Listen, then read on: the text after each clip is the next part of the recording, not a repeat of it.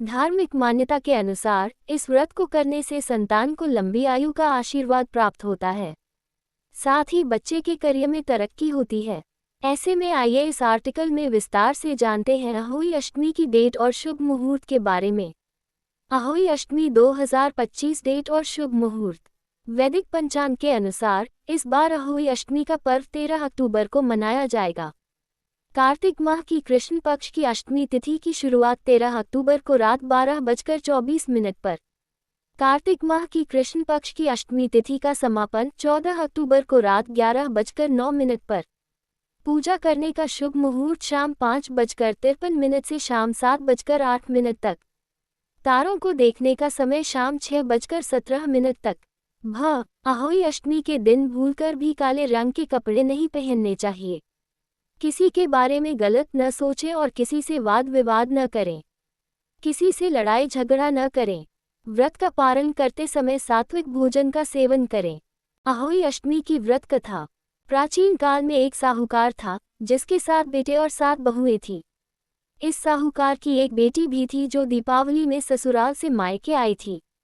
दीपावली पर घर को लीपने के लिए 7 बहुएं मिट्टी लाने जंगल में गई तो नंद भी उनके साथ चली गई। साहूकार की बेटी जहां मिट्टी काट रही थी उस स्थान पर स्याही अपने 7 बेटों से साथ रहती थी। मिट्टी काटते हुए गलती से साहूकार की बेटी की खुरपी के चोट से स्याहू का एक बच्चा मर गया। इस पर क्रोधित होकर स्याहू बोली, मैं तुम्हारी कोख बांधूंगी। स्याहू के वचन सुनकर साहूकार की बेटी अपनी 7 भाभियों से एक एक कर विनती करती है कि वह उसके बदले अपनी कोख बंधवा लें। सबसे छोटी भाभी नंद के बदले अपनी कोख बंधवाने के लिए तैयार हो जाती है। इसके बाद छोटी भाभी के जो भी बच्चे होते हैं वे 7 दिन बाद मर जाते हैं। 7 पुत्रों की इस प्रकार मृत्यु होने के बाद उसने पंडित को बुलवाकर इसका कारण पूछा।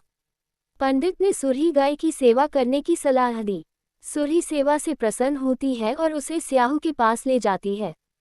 रास्ते में थक जाने पर दोनों आराम करने लगते हैं। अचानक साहूकार की छोटी बहू की नज़र एक ओर जाती है। वह देखती है कि एक सांप गरुड़ पंखनी के बच्चे को डसने जा रहा है और वह सांप को मार देती है। इतने में गरुड़ पंखनी वहां आ जाती है और खून बिखरा हुआ देखकर उसे लगता है कि छोटी बहू ने उसके बच्चे को मार दिया है। इस पर वह छोटी बहू को चोंच मारना शुरू कर देती है। छोटी बहू इस पर कहती है कि उसने तो उसके बच्चे की जान बचाई है। गरुड़ पंखनी इस पर खुश होती है और सुरही सहित उन्हें स्याहू के पास पहुंचा देती है। वहां स्याहू छोटी बहू की सेवा से प्रसन्न होकर उसे 7 पुत्र और 7 बहू होने का आशीर्वाद देती है। स्याहू के आशीर्वाद से छोटी बहू का घर पुत्र और पुत्र वधुओं से हरा भरा हो जाता है।